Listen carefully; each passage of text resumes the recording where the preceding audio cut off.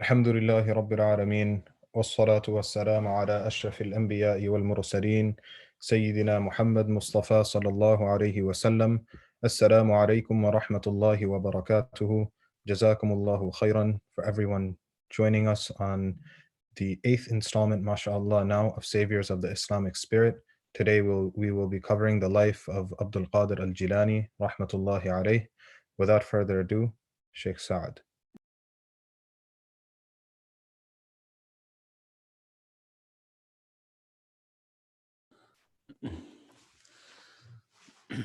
Okay. Assalamualaikum warahmatullahi wabarakatuh. Bismillahirrahmanirrahim. Alhamdulillah. Alhamdulillah alladhi khalaqa al-insan fi ahsin taqweem. Alhamdulillah alladhi anzala ala abdihi al-Quran wal-Furqan. Wassalatu wassalam ala khayr al-anam. Sallallahu alayhi wa ala alihi wa sahbihi wa baraka wa sallama tasliman kathiran amma ba'd. So, my speakers aren't working for some reason, and so if something comes up, just message me in the chat. That way I know that I have to pay attention to something. If not, if you speak to me, I'm not going to really be able to know what's going on. I'll figure it out after the talk, inshallah. Bismillah. Rasulullah sallallahu alaihi wasallam, he made a very famous dua in his life that really showed his perspective and dictated the type of life that he was going to live when he made the dua. Allahumma ahyini miskina. Oh Allah, make me live amongst those who are poor. Wa amitni miskina, and let me die amongst those who are poor. Amongst those who are poor, Allahumma ahyini miskina, give me life as someone who's poor. Wa amitni miskinan, and give me death as someone poor. واحشرني مع زمرة المساكين أو كما قال, and raise me amongst the people who are poor. And there's something to be said about this dua, because the Prophet ﷺ on multiple occasions was able to gain the reward, the treasures of this world, if he so chose. And we have to understand that being poor is not a bad thing. In fact, the people who have less wealth, they are given a quicker and earlier entrance into paradise. And so Rasulullah sallallahu alaihi wasallam, when he made this dua, it was accepted for him. And all the du'as of the Prophet, we try to make that dua, but for some reason no one makes this dua. No one really makes this dua. And I think the reason pretty much now is that there is just difficulty now to practice the asceticism or the zuhud of the people of the past. The people of the past, they had a certain zuhud, they had a certain separation from the dunya. They were separating their hearts from the dunya, and we don't really have that. And so a lot of things have changed. I'll give an example. The scholars of the past, they used to mention, based upon what the Prophet used to say, that you should speak less, you should eat less, you should speak less, you should sleep less, you should eat and drink less, and you should keep less bad company. These are habits that we should have. But nowadays, you don't really hear people speaking about eating less. Now they pretty much say, just eat halal. It's okay if you eat a lot, just eat halal. And the reason for this is because the times have changed. It's just hard for people to practice that practice. Eating less is better. The Prophet told us to only have 1 or 2 bites, just so you don't sit like this hungry, so you could sit up. This whole thing about having multiple meals, that's not from the Sunnah. The Prophet did not have multiple meals. He did not. I think he only twice in his life he had 2 meals in a day. I don't know if there's any documentation of him having 3 meals in a day. But people can't really practice this now. And so now the scholars just say, okay, fine, just eat little. This 1/3, 1/3, 1/3. Remember that rule, 1/3 is maximum. If you eat 1/3 of your food stomach for food, 1/3 for drink, and 1/3 for air, you've reached the maximum, which would pretty much destroy all of our iftars, because all of our iftars go beyond that maximum. That's why we're so lethargic when it comes to Taraweeh prayer. Regardless, this dua about being amongst the poor, people don't make that dua anymore. I'm not saying to make the dua. At the same time, why did the Prophet make this dua? What was it about the poor that was so special? Today we go into the life of someone who himself wasn't really poor, but had a deep love for the people who are poor. And his status is one that's celebrated all across the board. He was a great Hanbali faqih jurist. And he was sort of a quote unquote founder of one of the four schools of tasawwuf. And they're given the different titles given to him. And he's celebrated in different ways across different regions of the world. But we know he was a strong adherent to the way of the Prophet ﷺ, and this is Shaykh Al-Qadir al-Jilani rahmatullahi alayh. Shaykh Al-Qadir al-Jilani rahmatullahi alayh was born in Jilan. And this is a province in Iran. And so he's from the modern Iran area in 470 after Hijrah. So between him and the Prophet ﷺ is 460 years. He is actually from the bloodline of the Prophet ﷺ, and he's from the line of Hassan radiallahu anhu. He's Hassani. And however, he lived in Iran or Persia because his ancestors had migrated to Persia. Now, although he's from Iran, most of his works and efforts you see exist in Iraq, because by the time he was 18, they had moved to Iraq. And he had come to Iraq to at the same time that Imam al-Ghazali rahmatullahi alayhi was leaving Iraq. So he was arriving into Iraq. Imam al-Ghazali was leaving Iraq, or more particularly into Baghdad. Imam al-Ghazali rahmatullahi alayhi, as we learned yesterday, was in Baghdad. And he was a teacher in the Nizamiya from the Nizam al-Mulk. However, he left on that journey to go seek knowledge.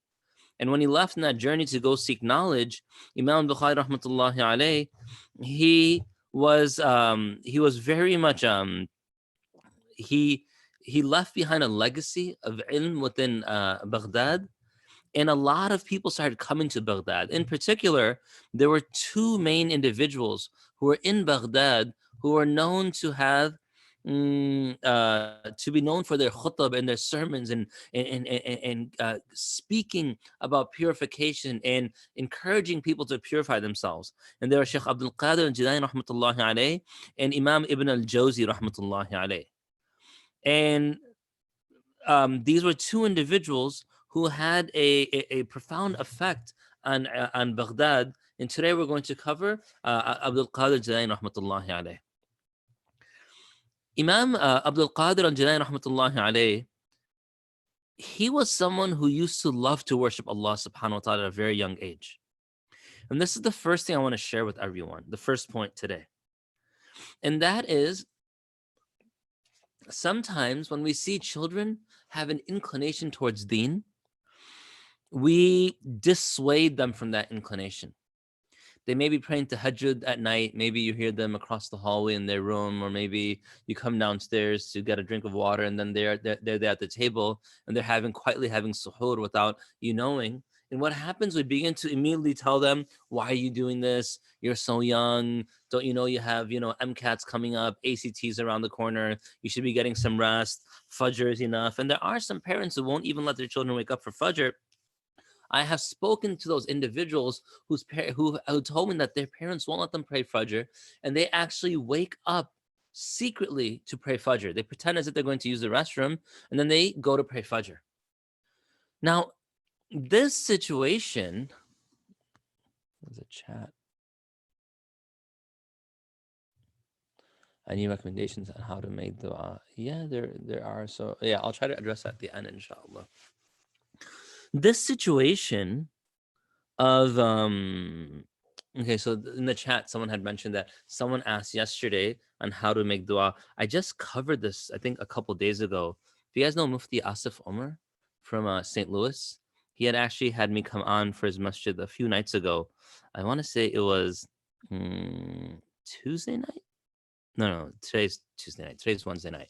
It was what? It was Sunday night, I think, or Saturday night.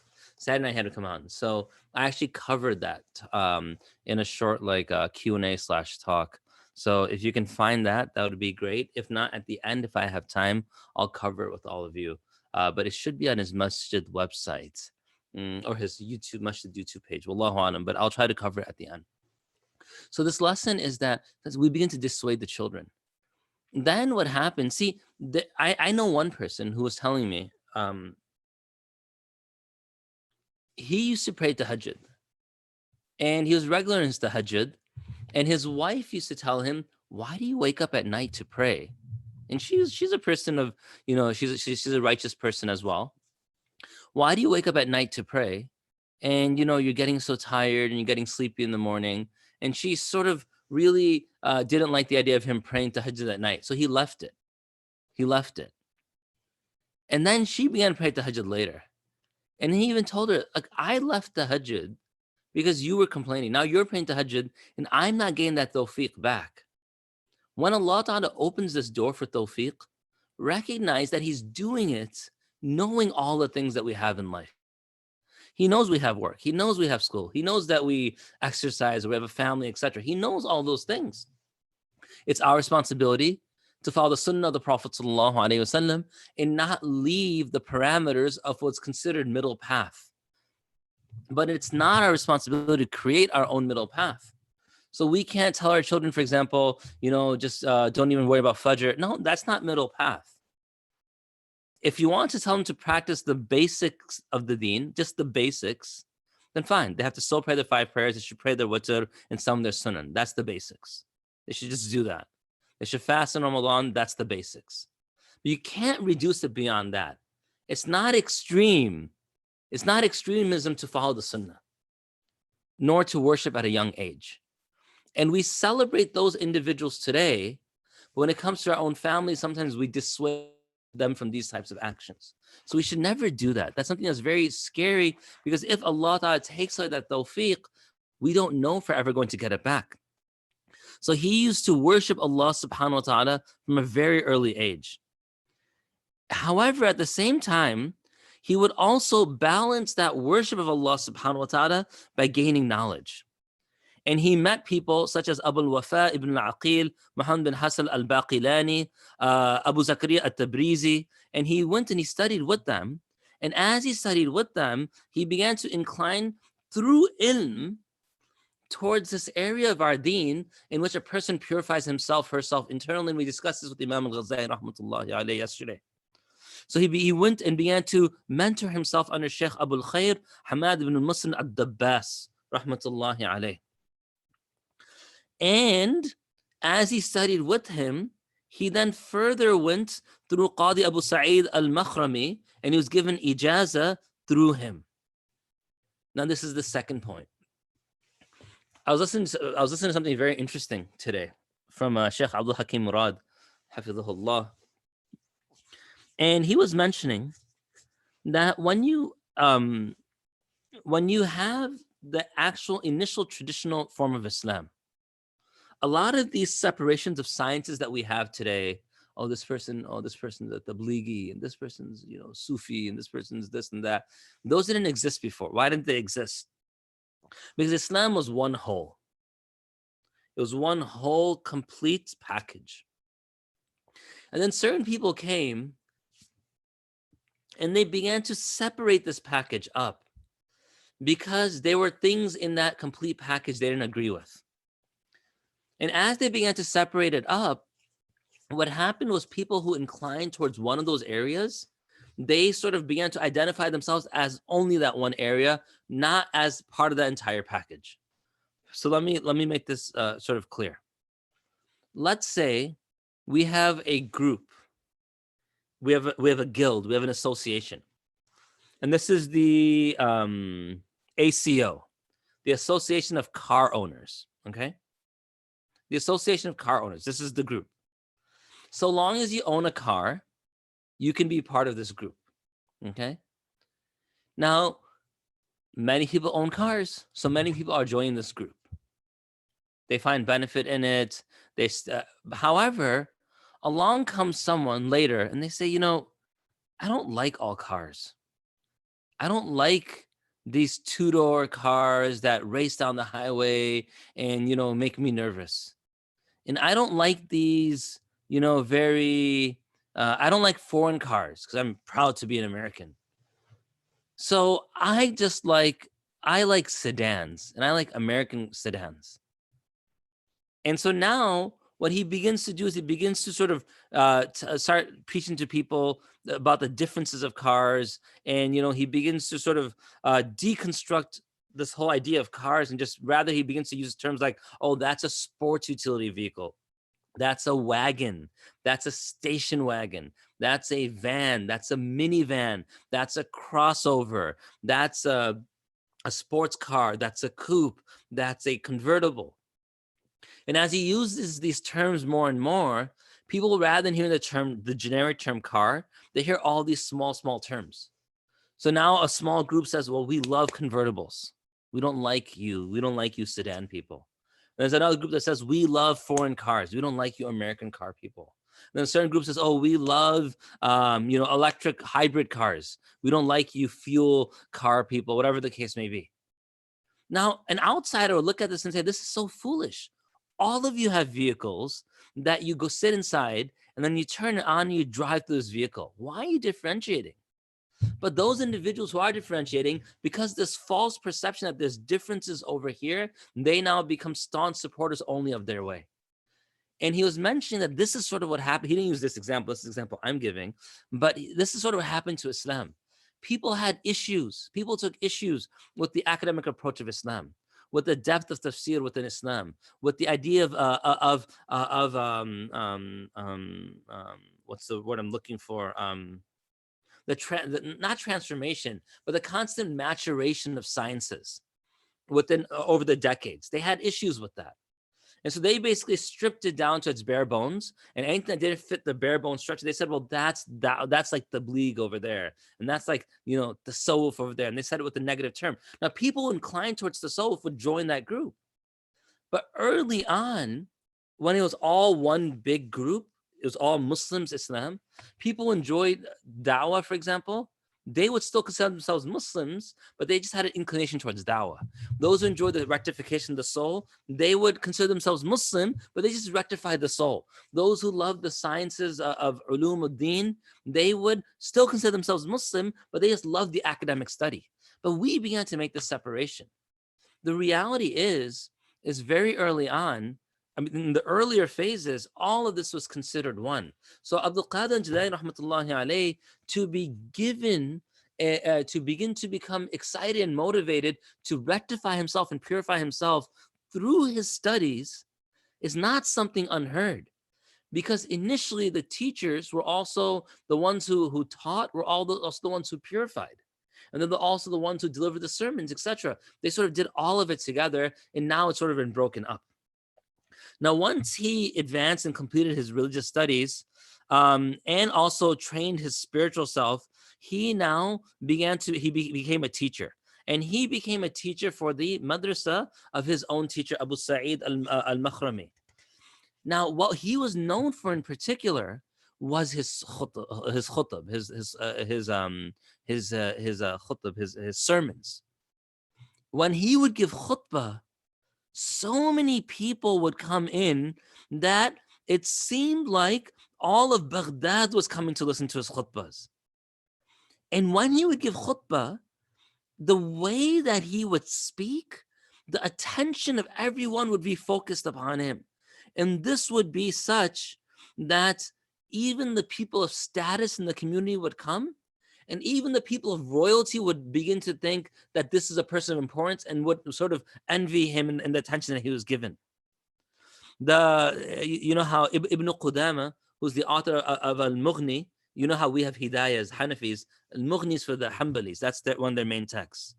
And he mentions that I have never seen anyone who was more honored for his taqwa and his ilm, his wara', his religious practice, and his knowledge than Shaykh Abdul Qadir Jilani rahmatullahi alayh. The chiefs, the ministers, the ruling class, they all came to his khutbahs, and they used to sit and listen in a corner without any of the pomp and glitter. You know, nowadays, if the president comes, there's going to be all these Secret Service, etc., and then you can tell he's here at this point. They used to come in with humility and listen. Everyone used to sit together, the upper class and lower class, the ruling class and the bourgeoisie and like the proletariat, for lack of better words, and the ulama and the tullab, the teachers and the students together. They'd all be sitting together, and they'd be so enthralled by what he had to say that it's mentioned that by the fact that often as many as 400 ink pots were counted being brought in to take notes of his khutbahs. Now, why was he so powerful in his khutbahs? See, it's easy to raise your voice. It's easy to quote Arabic if you know Arabic. It's easy to quote hadith and Quran if you've had the opportunity to study those sciences. But what differentiates him from those who do that on any other given day? Well, the reality is that he was a very humble person. He was a very modest person. And this was a direct result of his upbringing, and namely his training within tasawwuf. I mentioned yesterday that tasawwuf is not learning how to fly, nor is it learning how to cry. Rather, it is for a person to prepare himself and herself in such a way that their interactions in this world are pleasing to Allah. They are humble, they are modest, they have good akhlaq, their character is pristine, and they worship Allah subhanahu wa ta'ala with sincerity. And so when he was very, it mentions unpretentious. He didn't have a lot of this protocol that you see today. He's very humble. And he often left his work to help individuals. He may be teaching, he may be working on something. He sees someone in need. He'll abandon what he's doing to go help that person, even if the person is a slave. Even if the person is a child, he'll go help that person. And furthermore, as I mentioned in the very beginning, he kept company with the poor. Nowadays, everyone wants company with sort of the upper class, and they want company with those individuals of status. He kept company with everyone. It didn't matter. Now, this is a difficult thing, but this is my next point. I remember one of the most prized possessions I have, which unfortunately I don't know what happened to it after I went to Zambia. I don't know what happened to quite a few of my prized possessions, including my bows and my bow and arrows. So if my parents are listening, I never found my bow and arrows after I came back home from Zambia. I don't know if you know what happened to those. Anyway, one of my most favorite possessions were these two hand towels. They were maroon in color with a flowery pattern. And this was gifted to me when I got married by a person named Abdullah. And Abdullah was the caretaker of MCC. Allah yarhamhu, he passed away years ago. It's funny, we used to call him Mr. when we were younger because we didn't know his name. We used to call him Mr. I remember towards the later times that I met him. Then after a while, when I moved away, I didn't see him. And then I would see him come to MCC, and he was dressed very sharply. Almost sometimes he'd have like a 3-piece suit almost on, and like that matching hat with it. I mentioned that, hey, you're looking really good. And he's a custodial worker, and he said, when I look good, I feel good, and I know my job's important. And I remember, I still remember his janazah. His janazah was quite full. No one would expect that. No one probably would expect that would be the case for a masjid, custodial worker. I remember people cried at his janazah, and people really had remorse for not seeing his importance.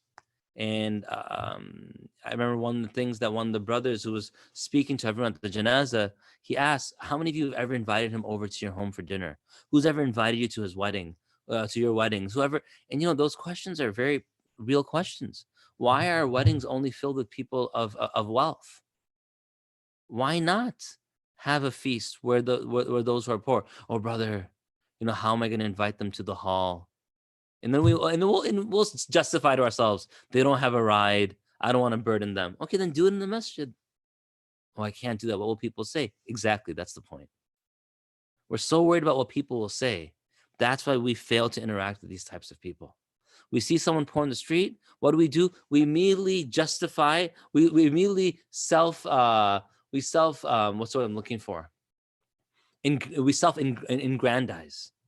We make ourselves think that we're better without doing so. We take out money to give to them, then we think, oh, this person might be a drunkard or might be someone who's dealing drugs, etc. I'm not going to give it to them. What are we doing? We're making ourselves feel better for not doing an act of worship that's difficult, which is giving charity, by putting on a false accusation potentially. Even if the person standing next to and I'll give you an example, and it's about me. Allah gave me tawfiq once. Inshallah, this is a deed that Allah will not take because I'm sharing with all of you. But Allah mentions, إِن تُبْدُ الصَّدَقَاتِ فَنِعِمَّ هِي وَإِن تُخْفُوهَا تُؤْتُوهَا الْفُقَرَاءَ فَهُوَ خَيْرٌ لَكُمْ. إِن تُبْدُ الصَّدَقَاتِ فَنِعِمَّ هِي. That if you make open your charity, then there could be blessings in it. وَإِن تُخْفُوهَا تُؤْتُوهَا الْفُقَرَاءَ. But if you hide it and give it secretly to the poor, then that's a خَيْرٌ لَكُمْ. It's better for you. But I'm going to mention this. I went once to Walgreens to pick up a prescription for my son. And when I went, a man I could tell he was sort of walking by asking people for money. So unfortunately, I didn't want to meet him, but I had to go inside anyway. So he stopped me. He's like, sir, I need some money to get alcohol. He told me, he said it very openly, I need money to buy alcohol. And so I remember thinking, oh man, I can't give him money to get alcohol. No, he told me openly. So I went inside. I said, look, just come in. And I had to get the prescription. Then he was waiting. I came back out. I stopped at the ATM. I pulled out some money.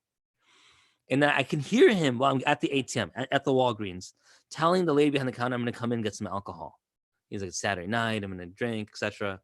So then he walks out with me. And then I'm like, look, this is, you needed money, but I can't support your drinking. So I can't give you money for that. I will give you money for something else, but you can't use it for alcohol. So he said, okay, fine. So I gave him the money. And he's like, come on, can I please use it for alcohol? I'm like, no, you can't. You promise you can't use it for alcohol. It's like, fine, I won't use it for alcohol. He walks inside.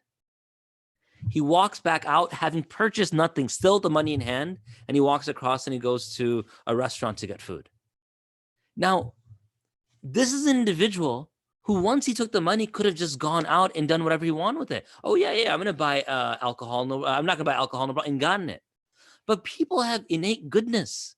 But once we begin to say, oh, those types of people, oh, they do this, we're just sort of fueling the nafs and making ourselves feel better, and we're creating a further distance from the poor. And the Prophet never did this. And the followers of the Prophet did not do this. And Shaykh al-Qadir al-Jilani rahmatullahi alayhi was well known for interacting with the poor. Not only would he interact with the poor, listen to this, never evading the company of the poor, he even washed their clothes or performed similar personal services for them, yet he never stood up in honor of any member of the elite. For the poor people, he would take their clothes, he would hand wash it for them and deliver it back to them. For the poor people, if they had a need, he'd go fulfill it for them. But if the Khalifa ever came to visit him, he would walk inside of his home so that he would not have to stand for the Khalifa as the Khalifa walked by. So the idea is that he put a lot of effort to focus on those individuals who in society they didn't have a lot of value. And if you look at this is a sunnah of the Prophet ﷺ, and you see this very early on from the of Khadija radiallahu anha, when she mentions the Prophet comes down from the mountain, and then he says, cover me. So she wraps him in a shawl, and then he sort of begins to calm down. And then she says, that I swear by Allah, la yakhzik Allahu abada, Allah will never waste you, never harm you, never waste you. And she begins to say, innaka latasilu rahm wa tahmil al-kalb wa taksibu al-ma'dum. You earn and you give to whom? You help whom? Ma'dum. Ma'dum In the dictionary, in the translation, you often see it means like destitute. But it doesn't mean destitute. Ma'adum comes from the root word adam. And adam shay, the absence of something, it means something's absent. You know, in the tafsir, when you study Surah Al-Mulk, you see Allah Ta'ala mentions, Tabarak alladhi biyadihi al-mulk wa huwa ala kulli shayin qadir. Blessed is the one in whose hand is the dominion, and he has power over everything. Alladhi khalaqa al-maut wal-hayat. He is the one who created death and he created life. لِيَبْلُوَكُمْ, to test you, ayyukum ahsanu amala, who will have the best in quality deeds from all of you. Now, in the tafsir, it often mentions that maut is not admul hayat. Death is not the absence of life. This is the term admul hayat. Why is that used? The reason why that is used is because sometimes people just say, oh, death is just the absence of life. That's why Allah mentions death before he mentions life. It's actually a creation of Allah. But this adam means the absence of something. Taksibul ma'dum, he earns for the people ma'dum. This is the maf'ul of adam. They're the people ka'annahu adam, right? Like as if they have adam, that as if they are like they are people who we pretend or we act as if they don't exist. This is who the Prophet used to support. This is whom he used to keep company with. This is whom he called to the deen. This is whom he gave importance to, no matter who was in his presence. And this is whom Shaykh al-Qadir al-Jilani, rahmatullahi alayhi, used to spend his time with. Now, when you spend time with people like this, whomever we spend time with, they rub off on our heart. So if we spend time with the people of wealth, they rub off on our heart, we begin to desire wealth. If we spend time with the people of position, it rubs off on our heart, hubbul jah, we want position.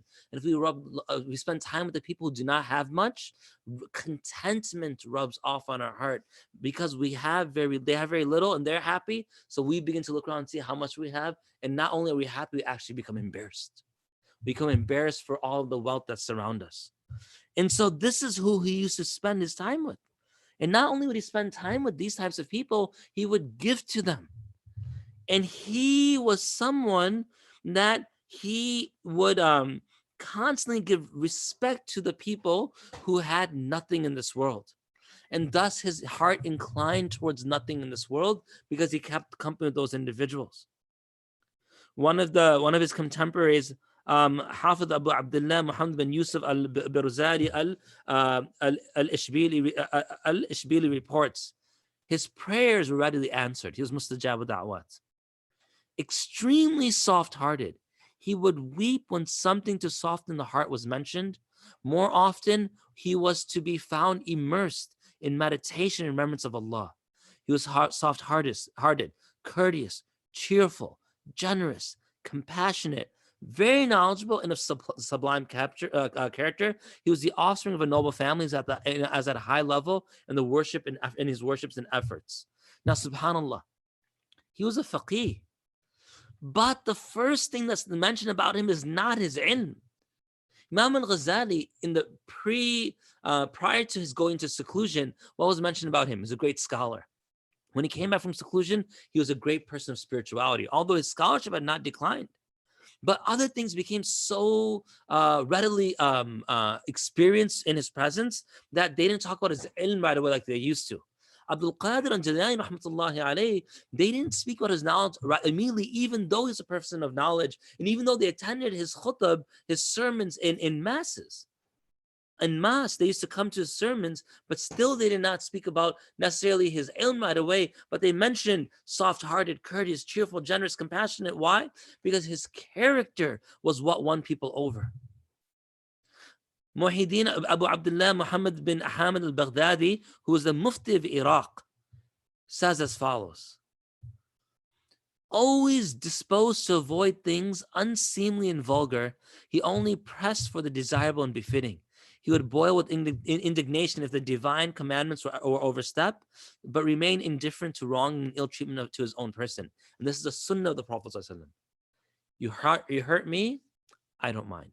You make fun of me, I'll stay quiet. You violate Allah's commands, here comes my anger. And this is how he would be. He would never seek revenge except for the sake of Allah Ta'ala. And he never sent a beggar away without giving them something. And if he had nothing else to give, he would give the clothing that he used to wear to the beggars.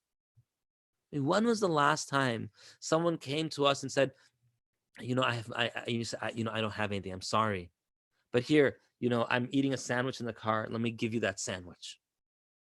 Or here, I'm driving in the car, and in the end, I'm in a warm car. It's the winter. Here, take my coat.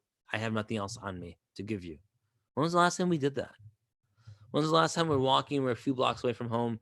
You know, a block away from home. Someone's poor is there, and you see that they don't have shoes. Just here's the shoes off my feet. Just take it. I'll just go home. I have another pair, or you know, I'll buy something later. Or let's make it easier. Come with me. Let me go and pull out some cash and give it to you. Do we do that? When something is not with us, sometimes we breathe a sigh of relief. Alhamdulillah, I cannot lie. Because we don't want to say I have nothing. We have like a wad of 20s in our pocket, but we can't find that $1 bill in there. So we just, you know, we don't want to lie. But when we're like, oh, I really have nothing on me, you know, everyone has something. Most people have some card on them or something. And so he this is how he was. And then furthermore, it mentions that if he had nothing, that he was someone who would spend freely upon the poor. It was mentioned that he used to say, if I were given the treasures of the entire world, I would spend it all on feeding the poor. You know, when you hear about a lot of people speaking about, like, you know, they say Ghaus Azam or Ghaus al-A'zam, a lot of these people who mention this, oh, Jazakumullah Khayran, I appreciate that. I actually didn't even know that link was out, but alhamdulillah, I appreciate that. So that at least will answer that question. You often see those people who are sort of celebrating him. They usually come from poor backgrounds.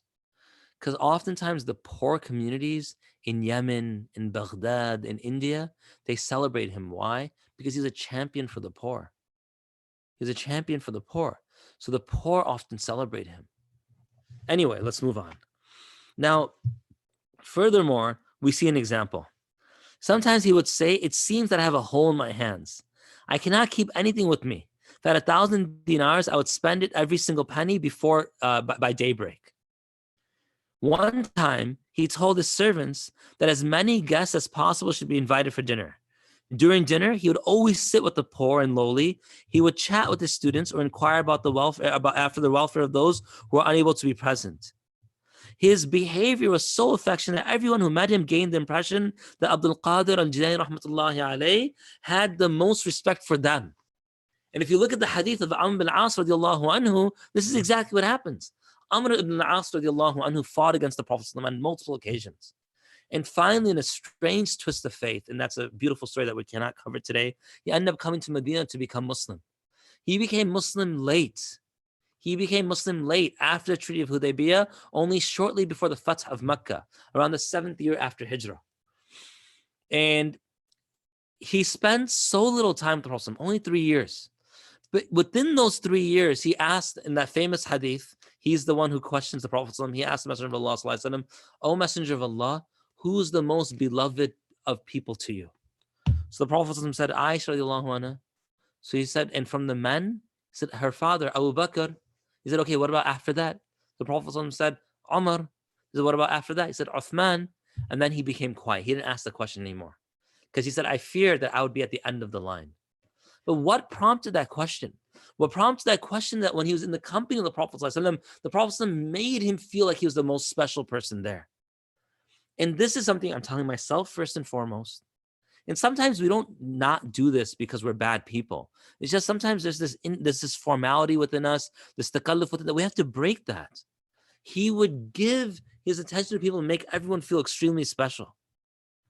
And if anyone ever did something wrong, he often overlooked it. And if they ever said, oh, wallah, he would just accept it. He was very quick to protect people and not shame them. Now, what's funny is that if people knew tonight we're going to have a talk about Al-Qadir al-Jilani rahmatullahi alayh, they would say, okay, I can't wait to attend, because we're going to hear about a lot of his miracles. And in fact, he did have miracles.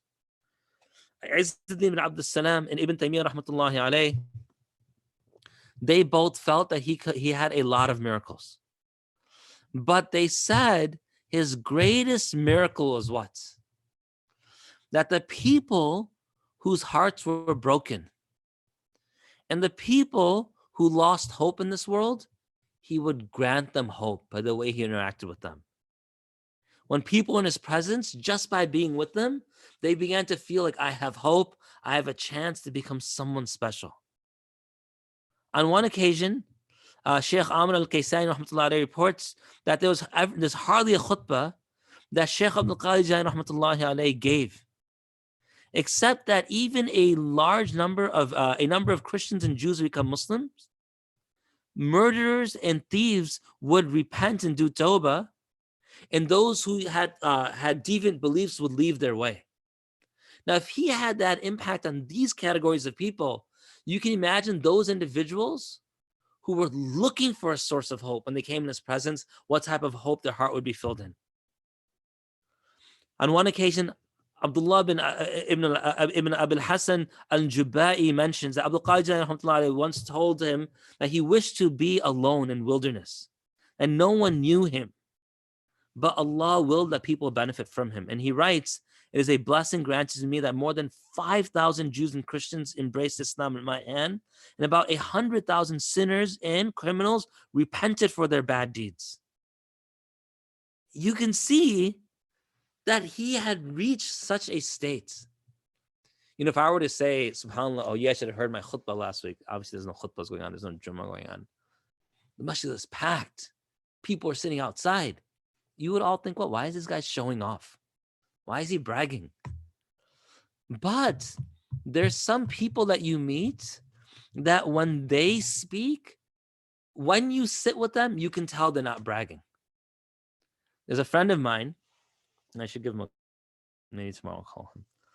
Shaykh Uthman Dagestani. You know, everyone always talks about Khabib. Shaykh Uthman Dagestani, he's from Dagestan. He was in Zambia when I was in Zambia. He's in South Africa now. He's finishing his Alam course. Actually, he should have just finished right now. And so he was, he would often sit with me, and we had a very, very special relationship. I don't know why, because I think we're just, two guys in the middle of Zambia who weren't from Zambia, who couldn't really speak Urdu and definitely could not speak Gujarati. So we just spoke to one another a lot. And so he and I were talking, and he would mention things like, he would talk about dreams of the Prophet ﷺ, and he would talk about, tahajjud prayer and all these things that he was, mashallah, had blessed them with. But you can tell there was not one iota of even the slightest bits of pride in his heart. And it was just as if he was informing me for the sake of my own benefit so I can learn a lesson, but there was no pride in his heart. Or, there's a person in our masjid here, Faruqi Sab, who, subhanAllah, in Ramadan, I mean, he worships like crazy. Outside of Ramadan, in Ramadan, it's just a whole different story. So he will tell me about his worship. When he tells me about his worship, you can tell he's not bragging at all. Just about how many khatam of Quran he did and how long he stood for tahajjud last night. And, he would tell me all these things. And it was not an iota of him bragging. Because when a person reaches a certain state, what happens is that, why do we brag? We brag because why do we feel embarrassed to brag in front of people? Because something in our hearts knows that we want to impress that person. So that's why we don't want to brag in front of them. At the same time, we do want to brag in front of them. We want to boast, I should say is a better word. However, people who don't care about the opinion of people, there's no issue of boasting. For them, they just want Allah to be happy. So a person's there and they're like, okay, you know what? I donate $1,000, and everyone's looking at them like, well, what's the big deal? It's Allah's money. He just took it back. Not a big deal. That's how they look at it. And this is how Shaykh Abdul Qadir al-Jilani rahmatullahi alayhi was. When he spoke like this, he wasn't boasting. He wasn't elevating his status. He spoke because he was so connected to Allah Ta'ala that the opinion of the people did not matter. Furthermore, even though he was so powerful in rectifying the hearts of people, in giving khutbah and causing them to do tawbah in large numbers, he also was he was a great faqih. He would give fatwa on the Hanbali madhab in particular. He would teach, and he not only was following Imam Ahmad rahmatullah in fiqh, but he also took his doctrine in other areas as well. And he was someone that he used to constantly lecture about Quran, about tafsir, about hadith, and about fiqh. And then on top of that, in the morning and evening, he used to listen to Quran recitation. Then after Dhuhr, he would then give fatwa, and then answer questions. And then he used to give the fatwa based on the Hanbali and the Shafi'i madhab. And when he used to give fatwa, the ulama around him were impressed in his ability. One occasion, a question was referred to about a man who had taken an oath that he would perform this religious act. And he had to do an act that no one else in the world. He said, Wallahi, I'm going to do something that no one else is going to do at that moment.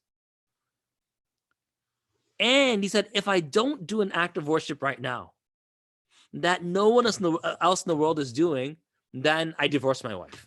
He made a strange condition.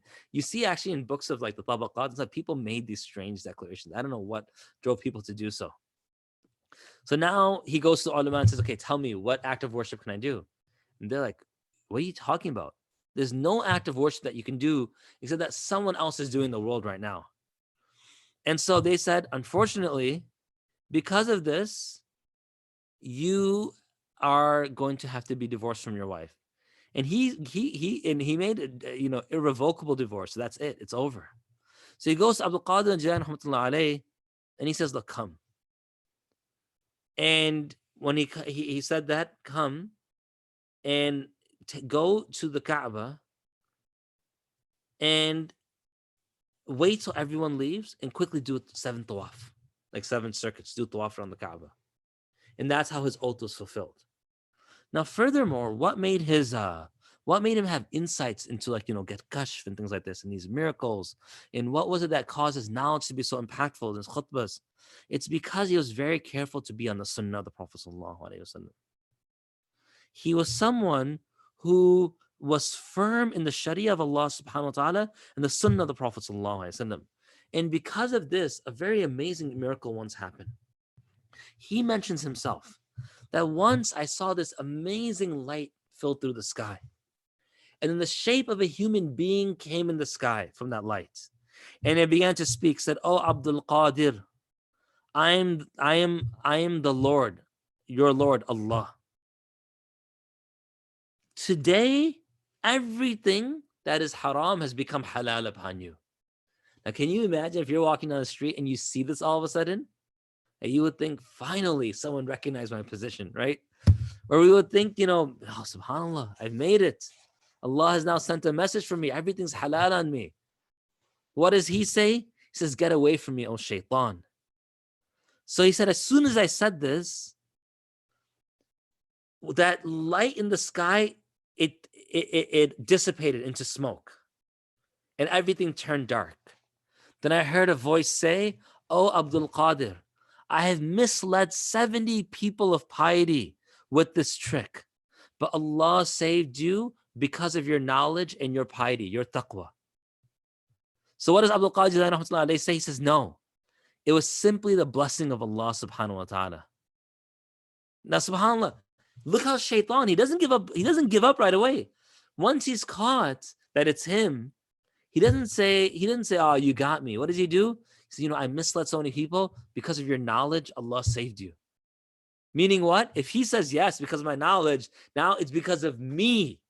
So it'd be a nafsi thing again, shaitan would have trapped him. But Abdul Qadir al-Jilani was so focused on Sharia and Sunnah that the me was erased from him. So as soon as shaitan said that, he said, no, it wasn't from me. This is Allah's blessing. He just happened to give it to me. One of his students asked him, how did you know that this was shaitan? And he said, it's because he made the haram things halal for me. And this is a really important point, especially for the people who practice tasawwuf.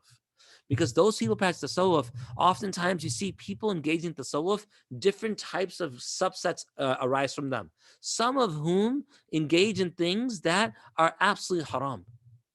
Why? Because they think they've reached a certain level, or that their sheikh has reached a level. And now, he doesn't pray with us in Jama'ah because he travels to a different region and prays with them over there, etc., etc. And I can actually list you examples of things that I've seen in my own presence of stuff like this that has happened. I remember once in Zambia that there was a whole group that had come and they wanted to start a new act of worship, actually. I remember this very, very clearly. I remember the flyer that I received for this as well. They had come to the muftis asking for permission to have a third Eid now. Forget one Eid, Eid al-Fitr. Forget two Eids, Eid al-Fitr and Eid al-Adha. They want a third Eid, Eid Milad al-Nabi. And they wanted to gather on the we call the Eidgah, like the cricket field, and hold an Eid prayer with the prayer and the khutbah like we do. Why? Because to honor the Prophet's birthday. Now, I'm not saying anything wrong with the Prophet's birthday, but this is how things become innovated and brought in when people take an excessive spirituality and love, and they don't harness it or rein it in through the boundaries of Sharia. He was also a person. He was also a person who used to have a lot of trust in Allah Subhanahu wa Taala. He mentions when a man finds himself in trouble, he first endeavors to get rid of it. If he fails, he seeks the help of others, such as kings, officials, grandees, the rich, or in the case of illness, physicians. When this effort also fails him, he turns to Allah with dua and praise, and not infrequently with tears and lamentations. And he asks pretty much, why don't we turn to Allah first? So these are some of the characteristics of Abdul Qadir Jilani rahmatullahi alayh that have been mentioned. He spent 73 years of his life in Baghdad, and he was someone who changed the state of Baghdad such that he was able to establish hope for them. He was the one through whom many people began to turn back to Allah subhanahu wa ta'ala. Many of the leaders actually began to reconsider some of their actions and things that they were doing. He has a book that's known as Futuh al-Ghayb, the Revelations of the Unseen, and Fath al-Rabbani, and Lord of Revelation. There's another one called Ghuniyat al-Talibin as well. And in this, you see a lot about his life. And you see in particular how when he would speak, it's almost obviously it's not revelation, but you can see that like there was like it was inspiration upon him. Like, gosh, there are openings that were occurring for him. And he would speak in such a way that when he spoke, people thought he was speaking directly to them. And he would speak about current problems. That he wasn't someone speaking about politics every khutbah. Nor was he speaking about irrelevant things from deen. He was speaking about things from deen, touching upon situations that were important today. And this made people want to listen to him and want to change. Finally, because it's been about an hour, there's a lot more actually over here, but and subhanAllah, it actually gives some quotes about some of his khutbah. Maybe I should have included some of those, but anyway, we're running out of time. And actually, one of the things that we see is that he sort of began to codify this process of bay'ah and taking students and then giving them awrad and giving them things to do to change themselves. And this is actually the Qadri tariqah comes from. If you look at the Qadri tariqah, it's different than the Naqshbandi. Every tariqah has its. Actually, that's a whole different conversation. We'll say that for a different day, inshallah, if we have a different day. Anyway, he spent a long time serving the people, and he spent a long time being in service of the people of Baghdad in particular. He changed the hearts of many, and thus, at the age of 91 years of age, Shaykh Abdul Qadir, at the age of 90, he passes away. Sharafuddin Isa writes, during his final illness, his son Abdul Wahhab requested him to give some advice he could follow after his death. Shaykh Abdul Qadir responded by saying, inculcate a deep consciousness of the sublimity and grandeur of Allah, meaning have taqwa of Allah. Fear not anyone, nor cherish a desire for benefit from anyone other than Allah, meaning fear Allah and don't look to anyone for help but Allah. Entrust all of your needs to Him, then have confidence in Him. Whatever you need, place it before Allah with the conviction and the prospect of its fulfillment, meaning be convinced that Allah will take care of it for you. Keep yourself occupied with the oneness of Allah, in which there is consensus. For when the heart is filled with awe, love, and respect for Him, nothing can escape it or get out.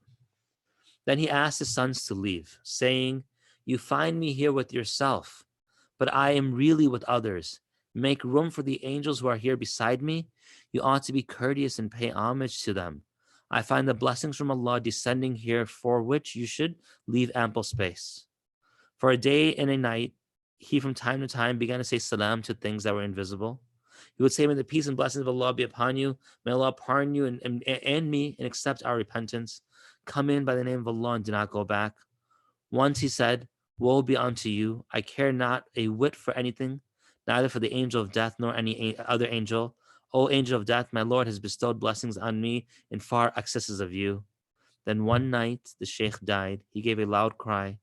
He lifted and stretched out his hand several times and addressed his sons, Shaykh Abdul Razak and Shaykh Musa, saying, "May Allah have peace and blessings on you. Turn to the true one and get in line." Then he said, "I'm just coming to you. Be kind to me." He remained unconscious for a while after that. When he regained consciousness, he said, there is as much difference between you and me as between the heavens and earth. Don't think of me like anybody else." When Abdulaziz, one of his sons, asked about his illness, he replied, "Don't ask me about anything. I'm immersed in the gnosis, in the remembrance of Allah subhanahu wa ta'ala." In reply to another question by the same son, he said, "Nobody knows my illness, nor can anyone diagnose it, neither jinn nor men nor angels. The command of Allah never supersedes His knowledge. The order changes, but not His knowledge. May Allah override His command by another one. Allah may override His command by another one, but never by what is contained in His knowledge. He obliterates or preserves whatever He desires. He is the final authority above whom there is none. Unlike a human being who has to render account for his actions, Allah is omnipotent. Now I know the secrets of His attributes. They are what they are." One of his sons, Abdul Jabbar, asked him if he was in pain. He responded by saying, "I have pain in my entire body except my heart, which is attuned to Allah." Then his final moments, he said, "I seek the help of Allah, the Almighty, the one whom there's no God but He. Glory is to Him, the Most High. He is the ever living. He does not die, or death does not seize Him. Praise be to Him, for He is the exalted, the mighty. He exercises power through the death of His creation. I bear witness there is no God but Allah, and that Muhammad ﷺ is His prophet." His son Musa then relates that he tried to say Allah Ta'ala, like the Azza wa Jal. He tried to say that, but he's not able to utter it correctly. He tried again and again until he finally pronounced it correctly with a loud and strong voice. And then he said, "Allah, Allah, Allah." Then his voice failed. His tongue having been fixed to the palate, his soul left his body. May Allah be pleased with him and make him pleased. And that is the story of Al-Qadir Jilani rahmatullahi alayh. And it's a large group of students who continued his message, which was to take care of the poor, to give hope to those in need, and to turn away from the world and not make that your desire. Interestingly enough, one point I forgot to mention, even though he was not someone who loved the wealth of this world, one thing that he never did was he never told people to stay away from the worldly possessions. Rather, what he would push was that he said, never become a slave to your desires. Allah has created you, the world's been created for you, and you have been created for the hereafter, he would say. He would mention this particular hadith, and then he would say, do not try to obtain your share of worldly gifts in a way that you have to keep standing before it like a beggar. You ought to be like a sovereign who keeps things himself seated while gifts are presented to him, etc., etc. There's much more to it, but this is his life, and he brought hope to the world, and particularly brought hope to the hopeless. And so we should make it, if we're taking lessons from all of these things, if we're taking lessons from Umar Abdul Aziz, that we can change things no matter how much the odds are against us in a small period of time, no matter how common our childhood was. If we take lessons from Hassan al-Basri rahmatullahi alayh, that we recognize the fact of being straightforward and exhorting people to the truth, and speaking with a pure heart to impact them. If we take lessons from Imam Ahmad rahmatullahi alayhi, Imam Abu al-Hasan al-Ashri rahmatullahi alayhi, no matter how old you are, that if you find the truth, you leave the falsehood and repent from it, even if it means publicly, to become a better person, and then devote yourself towards which is good. If we took a lesson from Imam Ahmad rahmatullahi alayhi, which means to be firm with our convictions, even in the face of difficulty, and Allah will reward us handsomely for it. If we took a lesson from Imam al-Ghazali rahmatullahi alayhi, that we don't succumb to doubts, rather we fight them and we try to find the answers to them, and we turn to Allah, and Allah will eventually open up truth to us. We can take this lesson as well, that we give help to we give hope to the hopeless, and we give our focus on our self purification, rectification according to the Sunnah. And even if we don't abandon the worldly things, we have our heart abandon its love for them, even if we are engaged in them. We ask Allah to bless him and all that those whom we have discussed. Wa akhiru da'wan alhamdulillahi rabbil alameen. At this point, inshallah, we will spend a few moments, inshallah, in remembrance of Allah Ta'ala and reflection. Try to reflect over something very, very simple, and that is try to recall times in which we were given the opportunity to be poor or be with those who are needy, and reflect over our responses then. If we're not proud of those responses, do a silent tawbah for them. And if we are content that Allah is happy with that response, then still do istighfar that it wasn't perfect, and ask Allah for acceptance of it.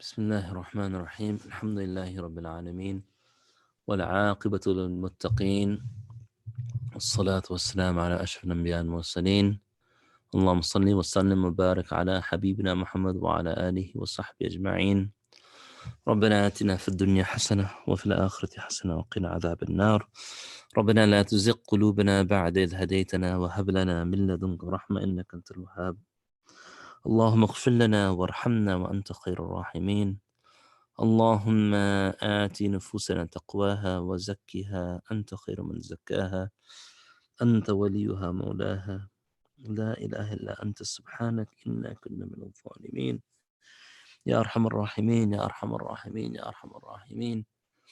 Allah, we ask you, Ya Allah, to please, Ya Allah, allow us to take these lessons that we learn and apply them in our lives, Ya Allah. Oh Allah, to not let this be merely an academic exercise, Ya Allah. Oh Allah, let us be amongst those who are able to learn from these great revivers of our history, Ya Allah. And let us be revived by them first, and let us revive others through them, Ya Allah. And let us be a means by which people come closer to you, Ya Allah. Allah, we ask you, Ya Allah, that we never have any negative opinion of your creation, Ya Allah. That we never look at anything physical about people and judge them immediately.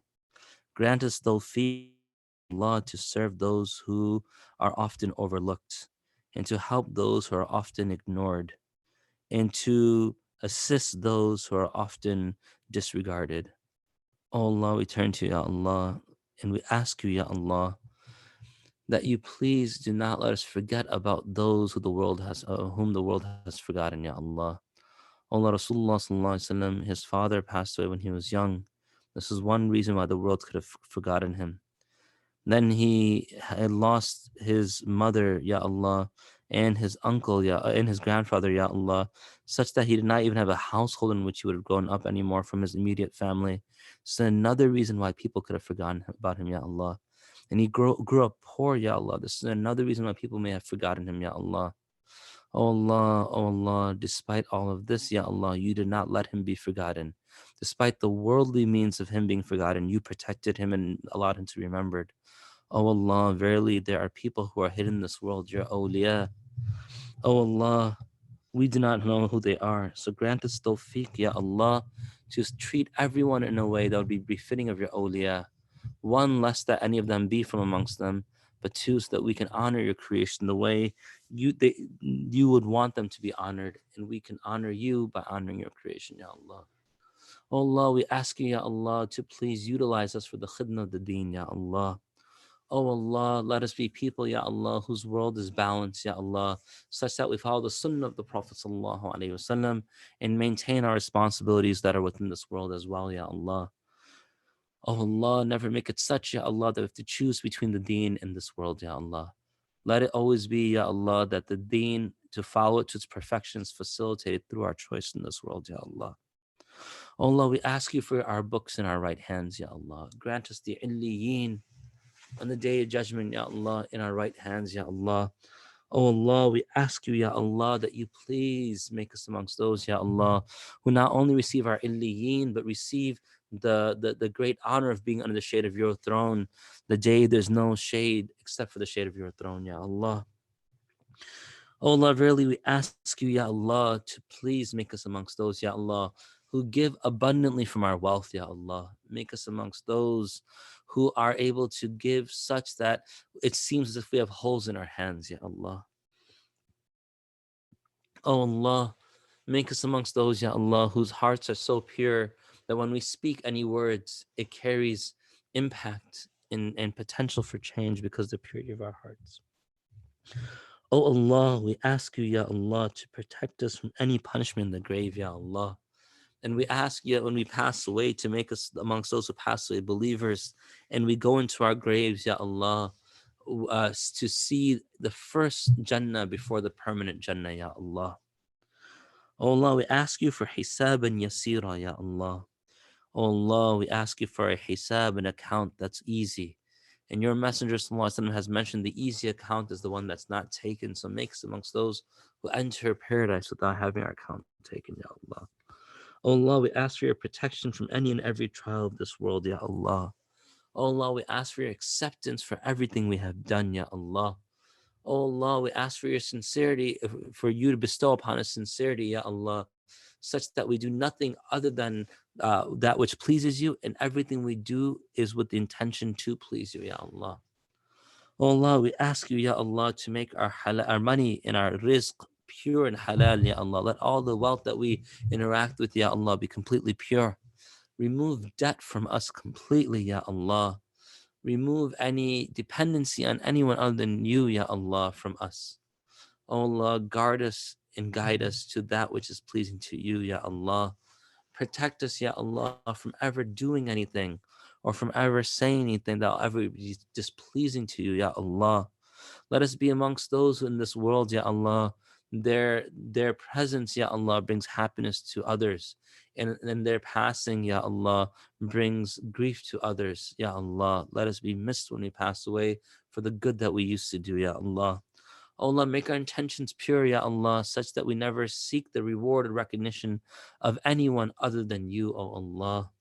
Oh Allah, we ask you, that you bless all these organizations, Ya Allah, who are working to preserve your deen, Ya Allah, and give them tawfiq to work with one another and provide abundant wealth to them, Ya Allah, such that they are not in any type of difficulty, Ya Allah. Oh Allah, we ask that you please build Masjid al-Uthman and complete its building, Ya Allah, soon.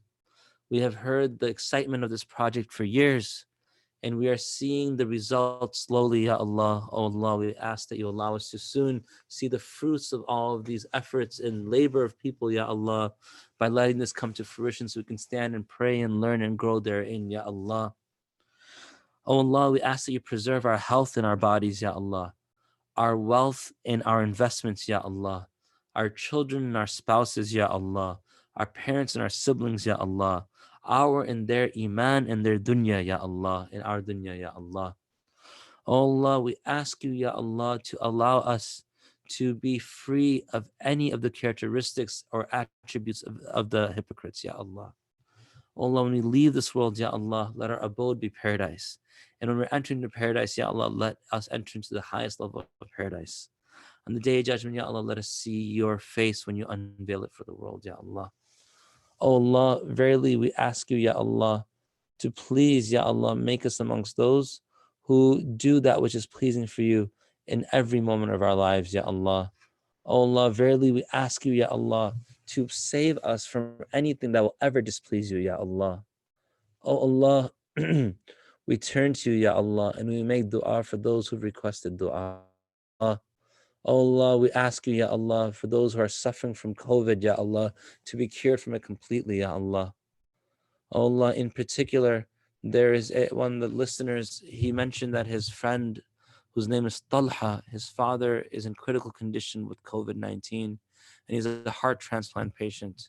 His name is Sajid Uncle. Oh Allah, forgive Sajid Uncle. Elevate his status. Forgive his sins, Ya Allah. Make him beloved to you, Ya Allah, and cure his ailments and disease and protect him. Allah, the person who asked, he himself, his father, Ya Allah, is having treatment for his kidneys, Ya Allah. Oh Allah, let his kidneys always retain their strength, Ya Allah. Whatever strength and health they have lost, Ya Allah, reestablish it for him and his kidneys, Ya Allah. And oh Allah, reestablish his health, Ya Allah. Oh Allah, if he needs a donor, Ya Allah, place him on top of the list of donors and grant him a donor, Ya Allah, that is befitting for him and pleasing to you, Ya Allah. Oh Allah, we turn to you, Ya Allah, and we ask that you preserve our relationships, Ya Allah. If our marriages are going awry, protect them, Ya Allah, and make the spouses love one another.